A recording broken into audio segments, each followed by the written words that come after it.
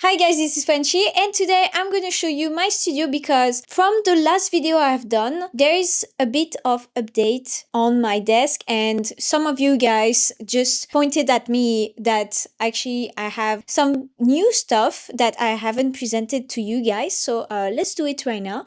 Also, I'm having someone holding the camera today. Sam is holding the camera. If you want to check his work, you want to check his work, I'm gonna put his Instagram handle. He's a great director and have a lot of great stuff, so check it out. So I'm doing this video because also I am wrapping up here because I'm going for holidays in France, and during my holidays I'm gonna have some work to do and I want to show you what I have as a setup also at my parents when I go for holidays in France. So then it's going to be a video in two parts. So the studio that I have here and the studio slash room that I have at my parents. Let's just start with the beef of it all, the machine. My machine is actually a Mac Studio. So you can see here, this is not the Mac Mini, this is a Mac Studio, and this is a M2 Ultra. This is a new update from the setup that I had before, because the setup that I had before was with an iMac M1, but sometimes I could have been limited with the playback of the iMac M1. So now with the Mac Studio M2 Ultra chip, I don't really struggle with playback, especially when I use depth map and relight. So this is really great to have. So I'm really happy of this, and I think if you guys want to invest in this kind of machine, this is really worth it. Now that we talked about the M2 Ultra Mac Studio, because now I don't have a screen to have with my Mac Studio, then I use an Asus PA279CV as my UI screen. So my UI screen, if for example you are doing the same, my UI screen is just with a regular calibrated monitor. So this calibrated monitor is a monitor that is not so expensive and that can be used for color grading. So at least I have a correct UI with correct colors, and I can just check the difference of the grade between two screens. So this is pretty good. This is a 27-inch. So it's great for real estate. So I have plenty of space to do my things, and yeah, it's pretty great. After this, if we stay within the screens, I have the PA32UCX PK from Asus for grading monitor. So this monitor is calibrated and will be my reference monitor all the time. So when I'm grading, I will always watch at this monitor to check my colors, and of course I will just turn my head and look at my other monitor just to see what's happening on another monitor. But this one is my target. For Colorist, it is very important to have a grading monitor because this grading monitor will be your reference for your jobs. So this one is a very good investment. This was around $2,000 and I think it is pretty good because it's not too expensive and it has good quality. There's a lot of people that ask me where I bought these lights that you can see at the back of my screens. So these lights actually come from a shop that is kind of like AliExpress in this part of the world. So I can't really tell you like what's the brand or etc etc.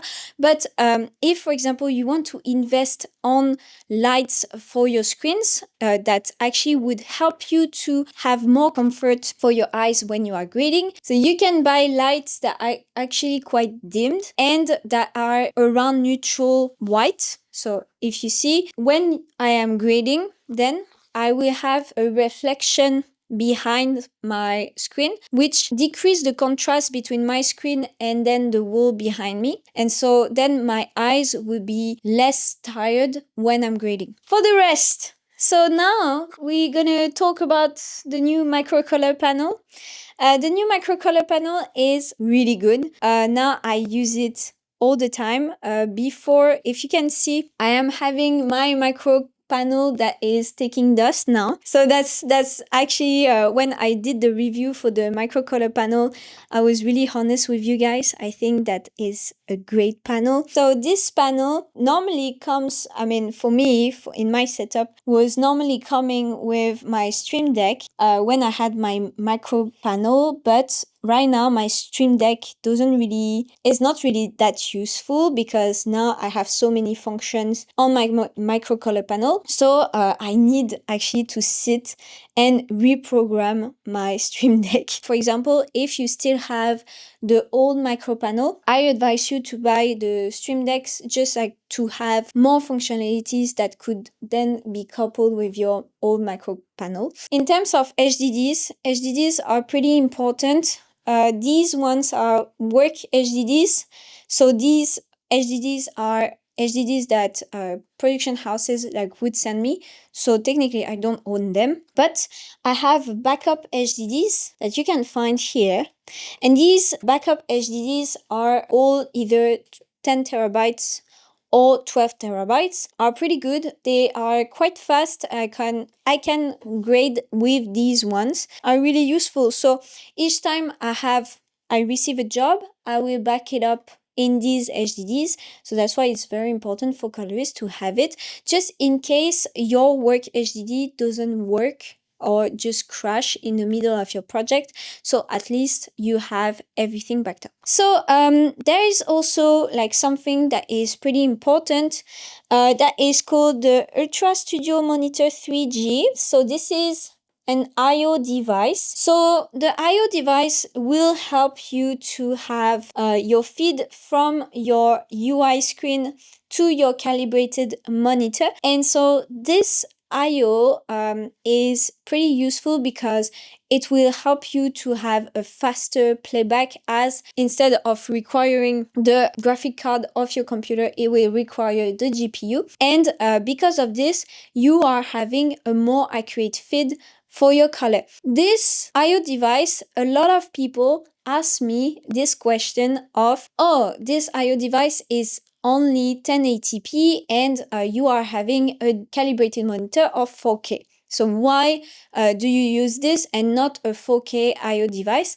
For me, most of my render in terms of commercials are in 1080p. So technically, for me, it doesn't really change anything if I have a 4K or a 1080p I/O device.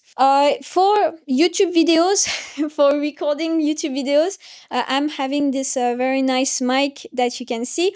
If you want the story that just happened like last week, we realized that the stand of the microphone just was on the floor and Patat during the night chewed on my elastics. Then she chewed all the elastics here, and we had then to replace my elastics by the random elastics that you can have with your food or anything like that. So this is what Sam did for me, so thank you, Sam, for that. So I have a Fifin microphone, and also I have Insta360 when for example I'm doing tutorials on my computer. So then I have a pretty decent feed, like a pretty decent video, because this Insta360 can record in 4K. Well, 4K, like the quality is okay, but it's better than other webcams. So yes, I think that is all. This the microphone. The microphone that I'm holding is a DJI Mic 2, and I'm using it sometimes. You could see in my videos.